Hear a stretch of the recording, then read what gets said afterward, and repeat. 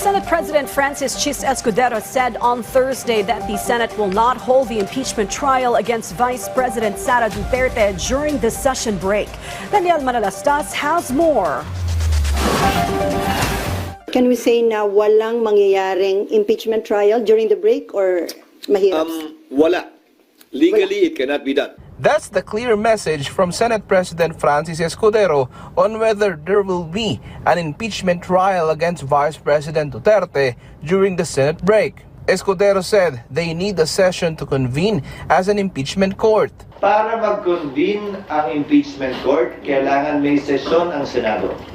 Para manumpa ang impeachment judges, kailangan may sesyon ang Senado.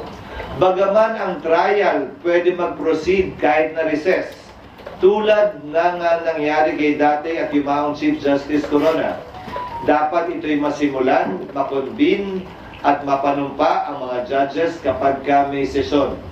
So kung may mangyayari mang aksyon o kaganapan kaugnay ito, yan ay mangyayari sa June 2. Pag-resume ng Senado, hindi namin ito mamadaliin. Pero hindi rin namin labis na ipagpapaliban ito ng walang dahilan o rason.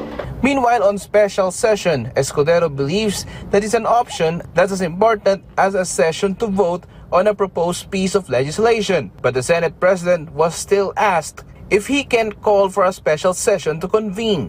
Posible, but that is a subject matter to be decided upon by the plenary. Escudero meanwhile slammed those who like to dictate to the senators on how to act on a case of impeachment. Hindi naman siguro makatarungan o tama na pagkatapos nilang upuan ito ng ilang buwan. Biglang pupwersahin, pipilitin at sasabihan kami ng sino mang galing sa Kamara na, huy, bilisan nyo, aksyonan nyo, ano ba kayo? Hindi. Hindi ganon at hindi ako papayag din nun. Escudero also insists on the Senate's fairness and in no way will the process be railroaded. Daniel Manalastas from the National TV for a new and better Philippines.